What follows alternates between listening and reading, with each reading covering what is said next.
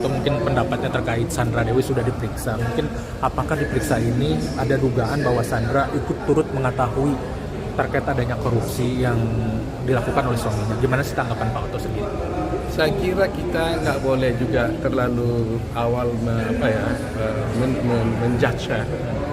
Kita harus menganut prinsip praduga tidak bersalah. Ya, Sandra Dewi kan ini kan hanya istri, ya. Yang dituduh sekarang ini suaminya. Jadi suaminya sendiri pun belum tentu kita bilang juga bersalah. Dia hanya dijadikan tersangka kan.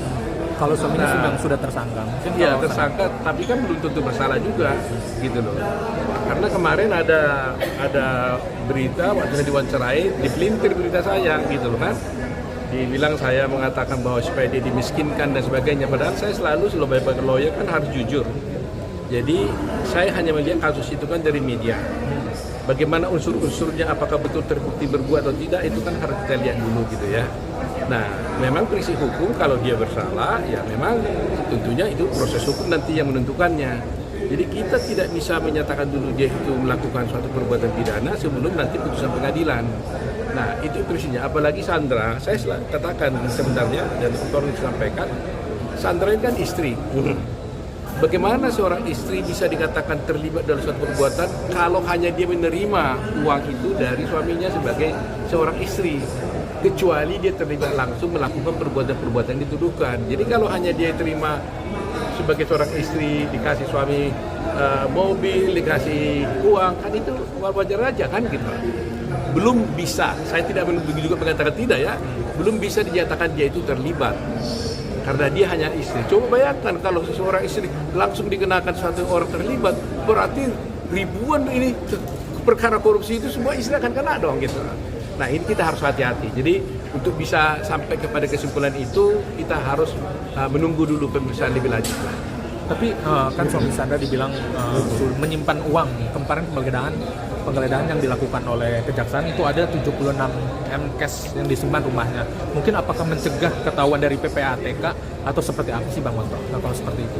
Ya maksud saya kalau umpamanya Sandra dititipkan oleh suami uang disimpannya kan wajar kan? Saya juga kalau ada uang dari saya kasih istri saya. Tidak bisa langsung serta-merta kita katakan bahwa Sandra itu berbuat gitu. Jadi kita harus jeli juga gitu. Tapi kalau jaksa bisa membuktikannya, ya itu lain soal kan gitu. Artinya saya tidak mau, ya kasihan ya, saya sebagai orang pengacara kan. Jadi saya selalu berpikir asas praduga tidak bersalah. Karena jangan sampai orang yang tidak bersalah langsung dihukum gitu, ya kan. Nah, jadi saya harus jaga betul ini.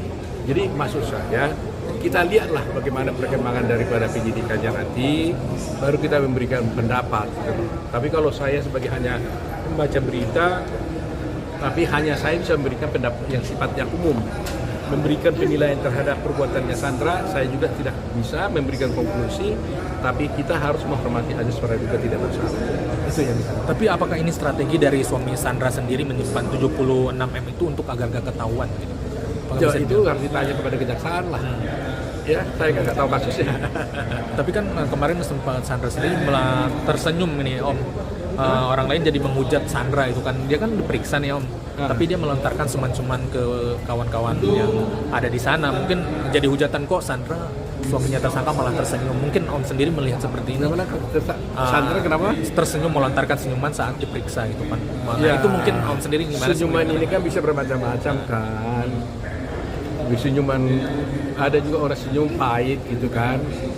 Jadi artinya gini lah, kita harus empati juga lah, ya kan. Jangan menuduh jelek juga lah. Saya nggak kenal Sandra, saya nggak tahu mereka, tapi saya harus melihat bahwa ya orang sedang bermasalah, ya jangan kita hakimi terlalu jauh dulu gitu. Kalau saya gitu ya. Dia juga memohon doa dan memohon tanda cinta mungkin Sandra. Mungkin tandanya apa sih Pak Oto orang yang diperiksa itu memohon doa itu? Mohon apa? Memohon doa, doain aja gitu mungkin. Ya wajar dong, dia mohon doa dong. Setiap orang kan mohon doa dong. Tapi seandainya Bang Onto diminta Sandra Dewi nantinya menjadi kuasa hukumnya, apa Bang Onto siap nggak sih? Jangan kita berandai-andai lah ya, nanti aja lah ya. Nanti Mungkin aja. ancaman hukumannya itu kan 20 tahun penjara, tanggapannya seperti apa sih Bang Onto? Hah? Tanggapannya terkait hukumannya katanya dari Kejaksaan 20 tahun penjara yang menjerat suaminya dari Sandra Dewi, mungkin seperti apa? Saya nggak tahu apakah itu betul seperti itu dikatakan. Saya tidak tahu. Tapi kan banyak netizen meminta untuk Sandra Dewi ini ya terseret juga, ibaratnya dijadikan kasarnya tersangka. Mungkin tanggapan Bang Onto seperti apa sih? Saya tidak berpikir seperti itu. Saya seorang lawyer, saya selalu punya karakter jiwa untuk membela orang, ya. Itu prinsipnya. Saya tidak membela orang yang melakukan korupsi, tapi saya membela, saya tidak bisa menjolimi apa menyatakan sesuatu hal yang belum saya tahu benar gitu ya. Jadi kita tunggu aja lah, kita kira. Ya. Oke, makasih.